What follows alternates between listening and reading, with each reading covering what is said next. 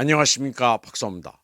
미국은 키예프의 유럽 지원국들이 제공하는 우크라이나의 F-16 전투기 유지 보수를 위한 3억 1,050만 달러 규모의 계약을 승인했습니다.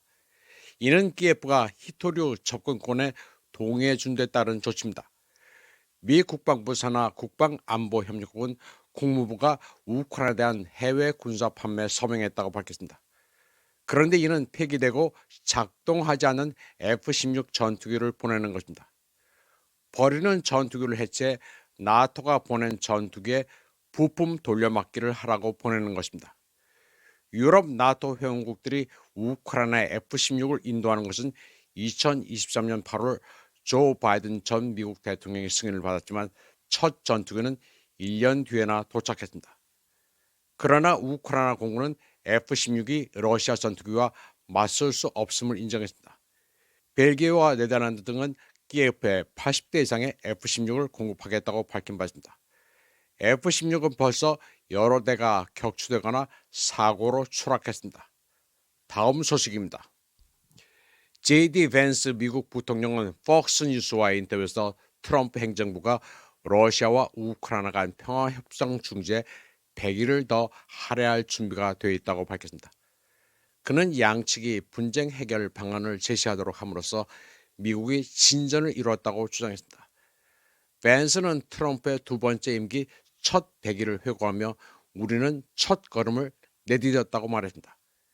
벤스는 트럼프 행정부가 개입하기 전에는 모스크바와 키예프가 서로 대화조차 나누지 않았다고 시작했습니다. 지난해 대선 캠페인 당시 트럼프는 백악관에 들어가면 24시간 안에 분쟁을 종식시키겠다고 공언했지만 결국 허풍으로 드러났습니다. 러시아는 트럼프와 그의 팀이 전임 조 바이든보다는 자국의 입장을 더 잘 이해한다고 칭찬했지만 포괄적인 휴전에는 우크라이나의 동원령 종료와 외국 무기 공급 중단이 포함되어야 한다고 주장했습니다. 그런데 트럼프 행정부의 말은 신뢰가 없습니다. 벤스는 앞으로 협상 중지에 100일을 더 할애할 준비가 되어 있다고 한 반면 태미 브루스 국무부 대변인은 딴소리를 하기 때문입니다. 그녀는 미국이 더 이상 러시아와 우크라이나 간 협상에서 중재자 역할을 하지 않을 것이라고 밝혔습니다. 그녀는 기자회견에서 양측이 각자 해결책을 제시하고 직접 대화에 나설 때라고 강조했습니다. 브루스는 이제 이 갈등에 연루된 두 나라 모두 이 갈등을 어떻게 종식시킬지에 대한 구체적인 방안을 제시해야 할 때라면서 결국은 러시아와 우크라이나가 결정할 문제라고 말했습니다. 한편 로이터 통신은 여러 소식통을 이용해 미국이 우크라이나 분쟁 해결을 압박하기 위한 지렛대로 러시아를 겨냥한 새로운 경제 제재를 확정했다고 보도했습니다. 그러나 도널드 트럼프가 이 제재를 승인할지는 아직 불확실합니다. 앞서 트럼프는 조만간 휴전이 이루어지지 않을 경우 제재 가능성을 배제하지 않은 것은 사실입니다. 논의 중인 새로운 제재 대상에는 국영 러시아 에너지 기업인 가스프롬, 그리고 천연자원과 은행 부문에 관련된 주요 기관이 포함된다고 행정부 관계자가 말했지만 구체적인 내용은 밝히지 않았습니다. 이와 관련해 미 공화당 상원 의원 린지 그레이엄은 러시아가 평화협상에 저항할 경우 최소 72명의 상원 의원이 뼈를 부러뜨리는 제재를 지지한다고 말했습니다. 트럼프는 또 미국이 제2차 세계대전 승리에 크게 기여했으며 5월 8일을 공휴일로 지정하겠다고 발표했습니다. 트럼프는 그러면서 이날은 제2차 세계대전에서 나치 독일이 연합군에 공식적으로 항복해 유럽에서 전쟁이 종식된 날이라고 말했습니다. 그러면서 미국 전승기념일은 폭정을 물리치고 미래 세대를 위한 자유를 소환하는 데 기여한 영웅들을 기념하는 날이라고 했습니다. 트럼프는 또 11월 11일에 기념하는 연방 공휴일인 참전 용사의 날을 제1차 세계대전 승전 기념일로 바꾸고 싶다면서 미국이 두 전쟁 모두에서 승리했다고 덧붙였습니다. 이에 대해 드미트리 메드베제프 러시아 안보리 부의장은 미국이 제2차 세계대전 승리에 중요 역할을 했다는 트럼프의 주장은 거만한 헛소리라고 일축했습니다. 그는 나치 독일을 물리치는 데 있어 소련의 역할을 강조하며 붉은 군대가 큰 손실을 입었고 배은망덕한 유럽을 해방했다고 강조했습니다.